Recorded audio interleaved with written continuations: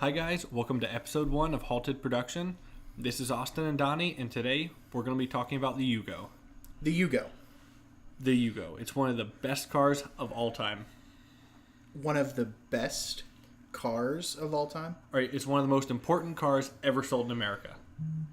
One of the most important cars. I mean, that's setting a really high standard. That's up there in like Ford Taurus level. It was a car sold in America for a set number of years. We can agree on that. It was a car. It was sold in America. Now it's more of a lawn ornament, but yes, okay. Let's go from there. All right, so the Yugo. It was sold in America from 1986 to 1991. In total, they sold about 141,000 cars. So they sold a good number of cars.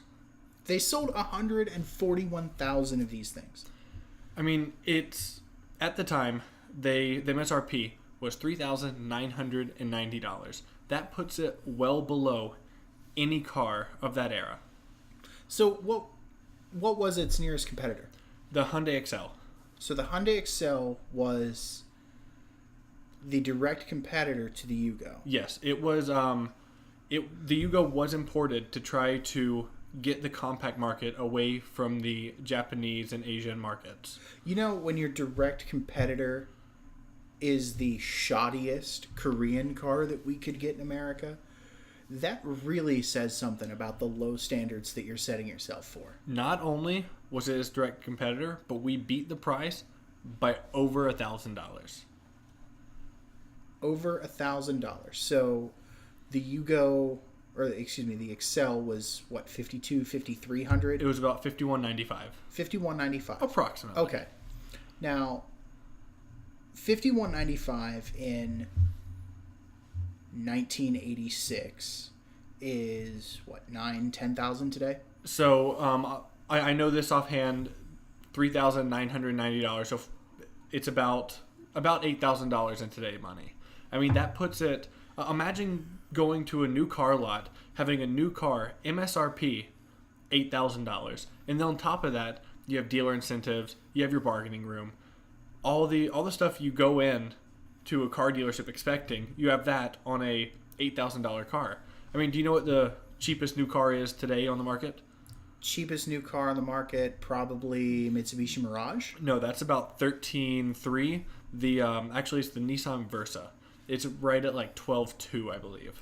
So for $12,200 today, I can go and get a very fuel-efficient 4-cylinder hatchback with a 5-speed manual. Yes. Standard Bluetooth and backup camera and all the safety sense that we need of today. Did the Yugo even come with door handles? It came with door handles. Even better, it came with a 10-year, 100,000-mile bumper-to-bumper powertrain warranty. 10-year, 100,000-mile powertrain warranty in Maintenance-free. That was one of their things, was maintenance-free. So for 10 years, I walk in, I plop down $4,000. For 10 years, I don't have to worry about anything on my Yugo. That was the plan. It didn't go like that. Well, of course it didn't go like that. If it went like that, we wouldn't be talking about it today. So the problem that happened, I guess we should go into why it was imported. Before we get into why it failed, we should talk about why it was imported. So it was imported to be the quote-unquote people's car. So there was a guy, Malcolm Brickland. It's a very communist thought, as the people's car. He was a serial entrepreneur. That's his title, serial entrepreneur. He's actually the same guy that imported Subaru into the U.S. Well, yes. And that worked splendidly. It works great, So he obviously knew what he was doing. So he struck up a deal with this company in former Yugoslavia called Zastava. I don't know exactly how to pronounce it. Every time I say it, all the Eastern Europeans get really mad. Sorry if you're listening to this from Eastern Europe. So he struck up a deal with them to import them into the U.S., import the Yugo into the U.S. Now, do you know what the Yugo was built off, the platform it was built off? It was the Fiat something or other? Fiat 127. Okay. And it was originally built in the 60s or it was originally built off the Fiat 127, and then so it has a 1.1 liter. The base has a 1.1 liter Fiat engine, little four banger in it, where they made it to a 4-speed manual transmission. 1977 1977 was the first 127. So he imported those under the and advertised them and showed them at the LA Auto Show as the cheapest car for sale in the U.S. at, and he ended up selling it for $3,990. That was why he imported them, to be the people's car, the cheapest car on the market. He believed that every person needed access to a cheap, reliable car. Okay, that does make sense. And he gave them a cheap car. Yes. It's He on that gave them third a point. cheap car. It's on that reliable point that he missed a little bit. And the problem was the reason that the car failed, not because it was a bad car, because you go over to Eastern Europe, they're everywhere. So that means they're not a bad car. It was the breakdown in the parts departments in the dealership. No one could get parts for the thing. No pun intended. The breakdown in the parts department. Yeah, no pun intended. So it ended up being people would come in to cash in on their warranty after the mile they drove down the street from buying it. I mean, you don't know how many stories I've heard of car salesmen that sold these things that people would drive off the lot and it would break, like, immediately. People would come in and try to cash in the warranty, and they would keep the cars there, and there was no way to fix them because there was no parts being imported. So let's say hypothetically, I walk into a dealership, 1985, plop down my $4,000 for my Yugo. If I made it to my first oil change, would they have an oil filter for the car? Believe it or not, you can get an oil filter today for the car. You go to Advance Auto, in any of the major companies, they have an oil filter for it. I'm not sure at the time, but being based off Fiat 127, I imagine there would be. I've got to look this up. There's no way there's a Yugo oil filter in stock anywhere near me right now. I'm at least 80% sure that you can find it. I mean, okay. I've gotten one at mine. I don't remember if they had to specifically order it in, but it was in one of the parts places around.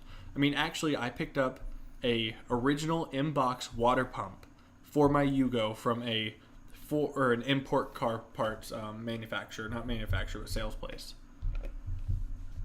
Picked it up, $30. In-box original. Brand new in-box oil filter. Holy crap. There is one Purelator oil filter. Sponsor? Sponsor the first episode. All 8 people listening. For sale near me for $8.99. So there is one oil filter. Does that mean? What does that mean? I'm right? I'm not going to say that word, especially when we're being recorded. All right. So when we get down to it, it was the cheapest car sold in America by a wide margin. There was a lot of them sold, especially in the late 80s. As the early to mid 90s came around, or early 90s came around, they really tailed off because there was no major advancements in the design or anything like that. All right, so here's the thing. Did you actually know that they did, in 1991, sell a fuel-injected version of the Yugo? A fuel inject? Did they just rig a fuel injector into the carburetor? Is that how they did it? I don't know how they did it, but I've seen them every once in a while come up for sale. Because I have on my phone set up, if anything around me comes up with the word Yugo in it, I get a text. Of course you do. So let's talk for a minute about why would it be a car? I mean, even outside of America, why create this? Let's see. So we're talking about former Soviet Union Yes. after the fall of Stalin. Way after the fall of Stalin, actually. In the mid-70s, so end of the Cold War. Mm-hmm. Let's see. People's Car. So they had something to wait in line while they were waiting for their bread and vodka rations. I mean, if we're talking about that, we might as well talk about the Trabant. I mean, the Trabant was the people's car, quote unquote. I mean, that was built in, Germany, and it was built by communists. But the Yugo takes to a whole other level of being a people's car. Okay, explain to me the people's car of the Yugo. All right, so the people's car, it is a cheap, reliable car that everyone can afford, everyone can fix. You can fix it with anything. And in Europe, that's what it was. In Eastern Europe, that's what it was. Okay. And so Malcolm Bricklin wanted to bring that to America. Did he do it? Not really. But, I mean, the fact it is and was a good car in other markets. So, because it was a good car somewhere else, that immediately qualifies it as a good car here. That doesn't necessarily mean it's a good car here. I mean, you take the same thing with film adaptations. There's a film that does really well, overseas. They decide to remake it in America. Does it always work? No.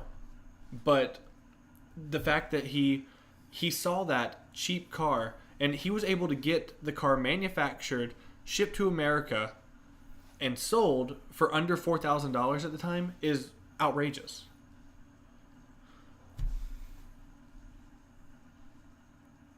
Under $4,000 shipped to America.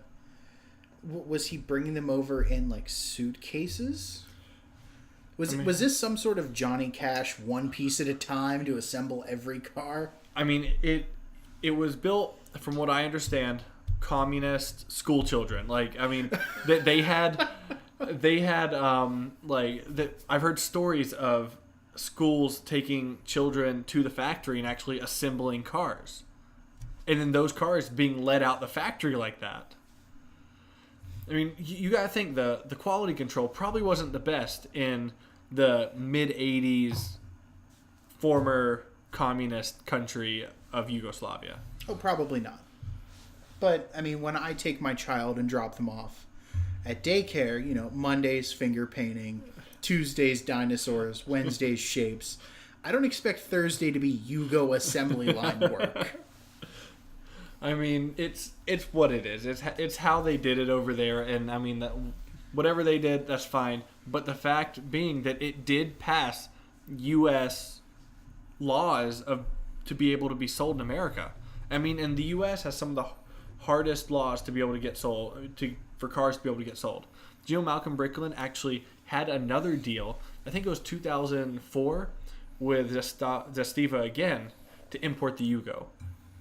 But it fell through, and he actually tried to import a Chinese car, and in 2006 it completely fell through because he couldn't gather funding. But he tried the Yugo for a second time. So there could have been another generation of children in Eastern Europe working on Yugos, and there could have been another generation of teenagers whose parents bought them Yugos. See, I was a teenager who not only bought a Yugo, who not only had a Yugo, whose parents didn't buy him a Yugo. I bought one willingly. And what does that say about the kind of person you are? It says I'm a person that loves to be different, that dares to be different. Every day I strive. Or I just make really, really bad financial decisions. Probably column B. All right. So, now, here's the question. When we get down to it, would you buy one? Would I buy one? Would you buy one? Would you buy one when it came out? In 1986, would I buy one? With the promises they made when it came out, $4,000 warranty, would you have fallen into the hype? Would you have bought one? I would have looked it up. I would have gone over. I probably would have taken a look. But here's the thing. You have the Hyundai, yes. You have the Subaru Justy. You have the Honda Civic that was around back then. But nowhere near the same price. Nowhere near the same price, yes. But if you want to spend $39.90 tax tag title on a Yugo, you could spend an extra $3,000. So almost another car, and get a Ford Escort. The Ford Escort, that's not even in the realm of the competition for this car. But it's the American answer to the subcompact hatchback. I'm not arguing that it was a great car, that it wasn't a great car. I'm saying that in the conversation of Yugos, Hyundais, Subarus, Mitsubishis at the time, it has no place in the conversation. I understand that, but I want to make a point with it. The point I want to make is, for you to have a reliable Yugo, without there being parts available, you have to buy another Yugo. You are $1,000 shy of buying another Yugo when you purchase a Ford Escort. You don't have the parts availability issue. You don't have the going to break down on the test drive issue. You don't have the help, it's on fire, I'm on the interstate issue. All right, so let's get this. So at the time, say you take out a 5-year loan on a Yugo. Because that's what a lot of people did. They financed it. Take out a 5-year loan. Let's just say your interest rate, 6%, something average. You get a loan amount for $4,000. You're talking a little bit down on price, plus tax tag and title. So out the door, you're at $4,000. Yep. Okay. How much do you think your monthly payment's going to be? $4,000 for 5 years, $40-$50. $77. Okay. $77. That's with a 6.25% interest rate. Yeah. Now let's take your Escort. And what was that? $6,000? $69.50. $69.50. Let's just say you happen to get that out the door. $69.50 out the door. You're doubling payment. There's a lot of people at the time who couldn't afford that. My history may not be right, but I believe at the time we were coming out of a recession. Correct? I believe so. There's a lot of people that couldn't afford that. So, you're getting, at the time, for $70 a month, $77 a month, you're getting a brand new car with the promise of a warranty. So, we cycle back to the question. Would you buy one at the time? At the time, would I buy one? Probably not. I would take that $4,000. I would go and I would probably get a... You could get a Ford LTD. You could get a couple-year-old Ford Escort. You could get a... what was the Dodge Monaco? You could get a lot of stuff with it. Would I have bought one? Probably. At the time, $70 a month? Hell yeah, I would have bought one. Would you buy one now? Well, you got to remember that's $70 a month when you're making $1,000 a month. That's true, but the $70 a month car payment today would be somewhere around what, $140? It about doubled. $70 car payment today, you're looking at $173.12. That's so still under $200. You can't lease a Civic for that. You can you're still that's a great car payment. That's less than what the Nissan Versa Note, or the Mitsubishi Mirage, all the tiny subcompacts that are uber cheap and terribly unreliable. You can't get that for. But at the time, you could get the Yugo for it. But here's the thing: if I walk into my Nissan dealer tomorrow, I can get a Versa for $13,000. Let's say 13 out the door. I leave. It's not going to break down on my way home. It very well may. It's not going to break down the next day. And when I bring it back in a week because the, driver's front door window regulator's gone, they're going to have the part in stock. That's true. Put yourself in the mindset of being 1986, None of these problems have come to light yet. You don't know about any of this. So you're just walking in. I mean, imagine if tomorrow you go and buy a Versa and in a year from now it breaks down, you go in and they can't get the part from Japan because there's whatever's going on in the world. That's the same thing that happened to the people that bought the Yugo. Okay. All right. I'm seeing this in that light now. So, 1986, would I buy a Yugo?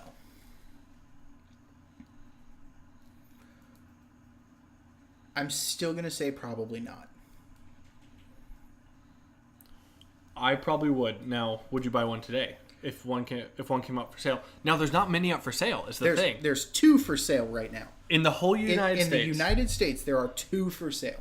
And one is in Bakersfield, California, and one is in Dallas, Texas. So we're going for a drive no matter which one we want. But guess who has 2? That's not important. We are sitting on top of 2. Directly below us, there are 2 Yugos. Out of those 2, how many of them run? 1. Out of those 2, how many of them can I put the key in right now and it will run? None. Exactly. But that's simply because I am lazy. Yugo ownership is sitting in your garage, looking at a car, waiting for parts to get here from Russia. That's not true. You can get all the parts today easily. There is a whole company based out of Texas that sells... I have their catalog downstairs. They sell every single part from like every nut, every bolt. That you can get a driver's door, you can get a passenger door, everything. What... Out of those 2, what were the asking prices? Now, I'll tell you this. For being what they are, they're holding their value ridiculously well. I mean, they've probably only accumulated 100 miles between the 2, but they're holding their value. I mean, they're holding their value, and the value's going up on good models, on good examples. The value is going up. I mean, I've had people... I used to take mine to car shows a lot. To the Caffeine and Octane car show in Atlanta. I had offers. I had good offers for it. I mean, well more than what I paid for it. Because there's really not many left. I mean, the best prices I can see, or the best examples and numbers I can see, are around 500 to 1,000 left in the country. It's because there's probably that many registered. And you're getting... for that money, 4 or 5 parts cars. That's true. Now, but what are for the sake of me knowing what are the asking prices on those 2 Craigslist ads? Okay, so the one in Dallas, they're asking $2,750. That's substantially more than what I paid for mine, and mine is. There's things that have to be done to it, but cosmetically, it's a pretty good example. There's things that need to be done to it because it's a Yugo. So let me see a picture of it. All right. So the one in Dallas is 1988. It's an 88. It is a white GV. It's your bare bones. Stands for great value. That's what it stood for when it came out. Great value. Yeah, and let's not forget that that's how Malcolm Bricklin named all of his vehicles, because the Bricklin SV1 was the safety vehicle. But yes, it's your typical... Oh, it has the odometer. 20,000 miles. It could be 120. It could be 120. Could be 320. Doubtful. My Yugo has over 90,000 miles on it. Per the odometer. Did you flat tow it with it in gear? That's how I got it. Now, keep in mind, the odometer doesn't work right now. Of course it doesn't. So it might be more. So, I mean, it's... When it comes down to it, would you buy one today if one came up for a good price? Well, I would. Okay. I have. Okay, so here's this one. The one in Bakersfield, they're asking $3,200 for. It's red, tan interior, life-saving beige. It's the 1.1. Seller claims 110,000 miles. So 110. So I believe I own the most famous Yugo in the world. It has millions and millions of views online between Tavarish, Doug DeMuro, VinWiki, all the channels I've been on. It's the most famous Yugo in the world. I have no problem calling it that because I get recognized for having it. I don't disagree with you. Do you know how much I paid for mine? Didn't you pay like $1,100 for yours? I paid around $1,000 for it. I did a little trading for like $300 worth for it. So total monetary cash value $1,300. Okay, all right, that's not terrible. No, and being a pretty dang good condition car. I mean, there are little cosmetic issues here and there. Door handle's missing. Window roller is missing. Stuff like that I can order. But overall, it's a good condition car. And the fact that the price is going up and up and up, they didn't start going up until Doug DeMuro released that video about a year ago. Well, it's a well-recorded fact that Doug DeMuro ruins collector cars anyway. I mean, sorry, Doug. We love you, Doug. I mean, I'll text him later. We're fine. I'm just dropping names over here. Yeah, you're just trying to make yourself feel important. Yeah, I'll text Doug. Go ahead and text Ed. See, this is why this will never work. Just sitting here throwing out names, making me feel unimportant. Hey, you're going to. So guys, tomorrow he's going to be. This is going to come out well after this, but he's going to film some VinWiki episodes. I texted Ed. I've heard Donnie's stories. I got him on VinWiki, and pretty soon people are going to be recognizing this silver-haired stallion everywhere he goes. All right, so here's another thing that I'm looking at, and I think this is the last point that really needs to be made on it. There are a lot of Yugos out there that are still on the road because of the ones that have died before them. And not in...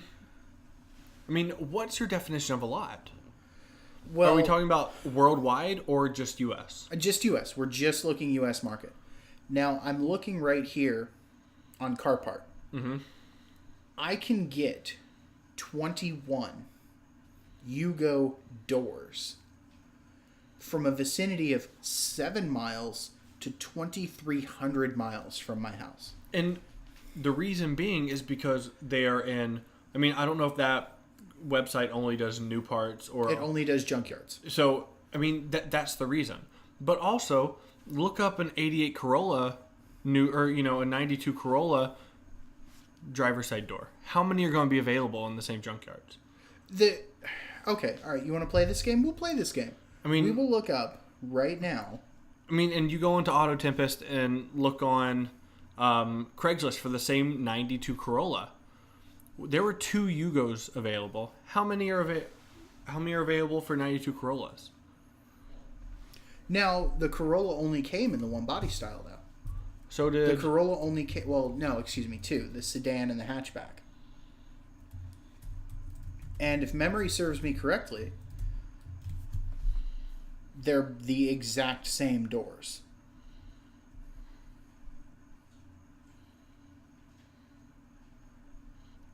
So I'm trying to see how many Corollas were made in... 1991. I can't find it. I give up. So, I'm looking here, and there's hundreds. There's 14 pages. Hundreds of just driver's doors for sale. Yeah, and I mean that doesn't count the cars that are sitting there that have already had them taken off. Yeah. But do you know how many junkyards around my house I've called just to try to find certain parts for my Yugos? How many of them had Yugos? Probably none of them. None of them. How many, if you were to call on a same Corolla, on something like that, of the same era? You could walk into somebody's backyard and find a Corolla. That's what I'm saying. Yugos, no matter what your thought on them are, it is hard to deny that they are a cool car. I'll give you that. They have a niche market with the hipsters. Thank you for taking your man bun out while we have this conversation, by the way. My hair has been cut for a long time. And B, it's hard to deny that the values are going up. And it's going to be a collector car. It's going to be. I mean, it already is. The fact that I can take my Yugo to the largest month-to-month car show in the country, drive up, and immediately be let into the executive lot without question. There's people with Lamborghinis, Ferraris that don't get let into that lot. They see Yugo, they let me in. That is something you can't get anywhere else for the price. So this is all really boils down to smiles over heartbreaks. It all boils down to I'm broke and I wanted a cool car. So I bought a Yugo. You know, I think if you remove the word cool, that plays very I'm broke well. and I'm broke and I needed a car. But I didn't need a car. The story of the Yugo. There we go. We just wrote the book. All right, guys. Well, if you like the podcast, we're gonna be making these fairly often. So the point of the podcast is to go ahead and we're gonna talk about cars that don't exist anymore, that are they stopped making. We're gonna talk about Firebirds, Hummers, Subaru Brats, Saab in general. Because the key's in the middle. So if y'all like it, go ahead. I don't know where we're going to release this yet, whether it's going to be YouTube, podcast sites. Subscribe, like it, do whatever you got to do. Thanks for listening. Donnie, you got anything to say? No, I think that pretty much does it. But yeah, definitely keep an eye out for us it'll definitely be on YouTube. We'll have a release somewhere on Twitter. Yep. On Facebook for it. Probably under the Halted Production Show. Which we should probably get on that. We should. All We're right, putting guys. the cart before the horse here. Well, you're in town. We had to get one knocked out. All right. Well, I guess have a good one, guys, and we'll talk to you next time. All right.